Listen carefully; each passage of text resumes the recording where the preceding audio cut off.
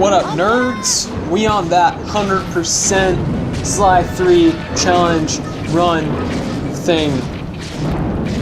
Hello friends, this is Kevin aka KMN1 coming at you with another episode of Sly 3 Honor Among Thieves challenges. And this is actually going to be the final episode of the challenges. There's going to be one more bonus episode after this, but I will get to that when I get to that. And so the first mission is going to be a speed run of the first boss fight in the final area. And it's honestly a pretty easy time limit, as most time limit missions are. I actually have a worse run of this fight than I did in the proper Let's Play, and I have plenty of time to spare. So there's really no huge challenge to the time limit, but I mean, I do cut it kinda close-ish, but that's mostly just because I mess up on a handful of things pretty severely. And onto the third phase already, making good time. I never showed it because it wasn't important back then, but there'll be like the electric things that fall onto that platform, and so those enemies will pretty much die instantly because lightning kills people, usually. I don't know. And I actually get to show off that this guy has more than one attack, I'm pretty sure, because he only got to do like the fist punch slam, but now he does like a sweep thing as well. So he has that attack as well. I just never got to show it off because I was too fast on my first run of the fight. Next mission is going to be, you are going to be using the RC car, and you need to take down 16 of the enemy drones, but there are no health pickups available. This is a mission which gave me a lot of trouble, and you'll often see me like pause and like wait for a couple seconds to like continue going forward, just because I don't want to get hit by the cheeky corner shots that they so often fire. And those really do stack up very quickly. It's like I was at no damage just 2 seconds ago, but now I'm at like 5/6 more or less. I don't know, just eyeballing it looks like that's what I'm at about. And I actually do get beat up quite a bit on this. I'm pretty much on my last health by the time I'm done with the mission. And yeah, this one can be very demanding in a lot of different ways. One thing to note is in my initial run of the mission that this is the challenge for, I often, whenever I got off of that ramp that I just passed a little bit ago, I would often like flip over and do crazy stuff. The trick to not like flip over and lose control for however long is to not accelerate while you're in the air. If your wheels are spinning when you land, then you're gonna flip and spin out in crazy ways, but if they are not, then you might end up with a situation like this, but you won't lose control of the car for very long. And it was completely by coincidence that awkward thing just happened right there while I was talking about it. Not calculated at all, actually. Take down these two guys very easily, right in a row. And we are already at 13 out of 16, but I am on my last possible hit point.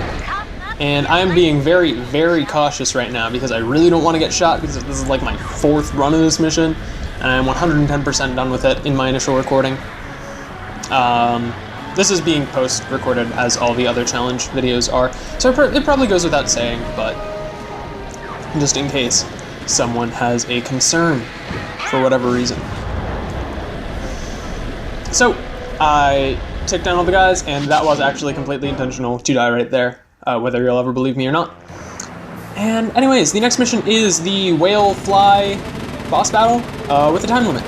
And the basic thing you're going to want to do is get right up on him and fire non-stop. You're going to take probably that shot right there if you're not careful about it, but one cool thing to take advantage of is that you can actually damage him while you're transitioning between the phases of the fight. So you can very much take advantage of that to be in the weird green rectangle bits as short a time as possible, because honestly those things are more annoying than anything else. And I barely don't get him to his last health, so I need like 1 or 2 more shots, and it's impossible to line up. It's really visually screwy, and I never really realized how bad it was until replaying it this time, but man, it is tough to aim My with that. ancestors sure knew how to decorate. Nothing but Anyways, now comes the very, very, very long part of this. It is a speedrun of the Cooper Vault. And you might think, wow, this is a really long mission to have a time limit. And yeah, it is. And you know how long the time limit is? It's like 13 minutes. It's ridiculous. As you can probably tell, the entire length of this video is like 14 minutes. So this isn't gonna take me nearly as much time as they give me, like without cutting, without speeding up or anything. So it is a very, very forgiving time limit, and I really wanted to get a perfect run, but if memory serves, I take damage very, very near in the future. So unfortunately, a perfect run wasn't gonna happen. It actually took me a couple tries. I got frustrated trying to get the perfect run, and I was just like, screw it. They don't care that much about my perfect run. They probably wouldn't care nearly as much as I do. Yeah, there I take the damage, and that's the only hit I take the entire time because I accidentally didn't double jump. Ugh. But it's okay. Just gonna press on, make things happen. A couple things to keep in mind, just to help yourself not fail spectacularly like I did in some of my runs. If you are swinging between a bunch of hanging hooks, like just happened there, you are going to want to double jump every time. It might seem like you don't have to, but just as a precaution, double jump every time. It's just helps you with positioning, helps the game register what's going on. It's just a very beneficial thing to be in the habit of. And another thing is, you might think, I'm under a time limit. I need to take risks and force things to go very, very fast and beat this with plenty of time to spare. No. You really don't have to push anything very hard at all. Like, you could jump and sidle and do weird stuff throughout this segment, but you don't have to, and there's no reason to risk completely failing over trying to shave off a couple seconds. Like, sure, if you're a professional speedrunner of the game, then you probably know all sorts of weird tricks to, like, glitch up to the top of this by getting hit at a certain particular point, but just, honestly, don't try anything fancy if you're just a casual scrub like myself. Hiccups, sorry. It's really, it's easy to get into the mindset of needing to take shortcuts, but they're always going to end up costing you time unless you're like ridiculously amazing at this game. That's just my personal thing. For these, basically the strat is jump on them as soon as they come back out of their hole. Don't take that out of context. And just jump onto them like so. It's really as simple as that. And I lose track of what's going on there, and so I have to like jump back for a second. But nothing particularly difficult to happen there. Just gonna paraglide down and work my way on through. Here I get in just like the absolute worst timing so that I'd have to take damage right there. So I ultimately have to end up waiting. But as I've said, don't try anything fancy. You really don't need to. You have plenty of time to complete this mission. This is easily the most forgiving time limit that we've had since like the Tarball speedrun in the first chapter.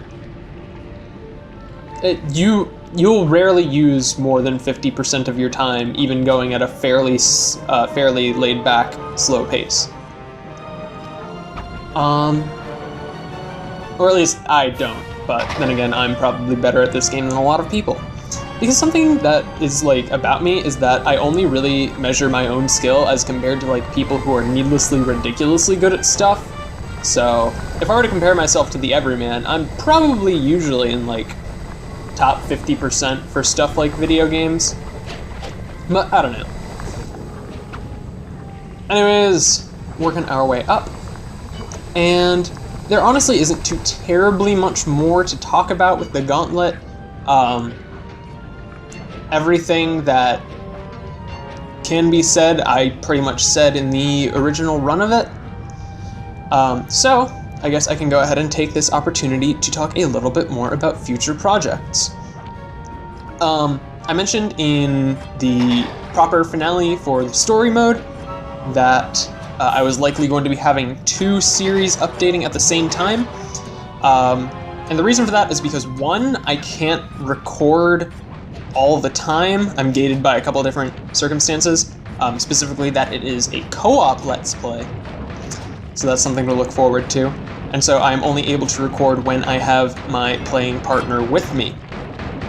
And if you watched the multiplayer video for Sly, then you probably have a pretty good idea of who that partner is. But I'm not going to say necessarily either way. So yeah, to compensate for the fact that I'm only going to be able to record co-op a few episodes every couple weeks, sort of deal, I am going to be uploading a second series at the same time, and I don't have like an upload schedule or anything super detailed laid out yet. So like, don't get to thinking that like within a week you'll have like 2 series going, uploaded, 2 videos a day or anything like that. I'm not nearly that prepared. So bear with me for the next couple weeks or so as things get super prepared. But yeah. Anyways, one is going to be a co-op game, and one is going to be a single-player game, obviously, if that weren't implied well enough. And I'll probably release more hints within the near future to tell you about them. But more on that later. Now, the final challenge. Well, actually, no. There are a handful more. Well, actually, no. I'm editing them in a weird order. But this is actually going to be the final challenge in the game. And it is the Dr. M time run battle thing. I really, really hate this battle, but I'm just glad that they did not make it a low health run because I would never be able to beat it. This battle, I don't know what it is that gives me so much trouble, but I'm just so bad at this fight, and I always take like 1,000,000 damage. One thing that I don't take advantage of in this, and I didn't adequately show off in my first run during the story Let's Play, is the advanced moves like the push attack and the jump attack are actually very, very strong against him. So take advantage of those, absolutely. I'm being an idiot and not using them for some reason. But, what you gonna do? Another thing is, I actually showed it off earlier on in the fight, is that if you hit him while he is transitioning between the phases, like when he's going up to shoot his laser, then it won't actually deal damage, it'll just hit him and not do anything. So you can't get easy hits like that, unfortunately. That's something I would very much like to take advantage of, but that they don't give me the opportunity to. Anyways, we're now finally down to the final phase at about half health, and he's at a third health, and see, no damage, unfortunately. So, just stand behind Zakah, and it will just be a little while. And another thing is with these fireballs, he shoots like over 9,000 of them, so it's like as soon as I get back on, the first attack he fires is those.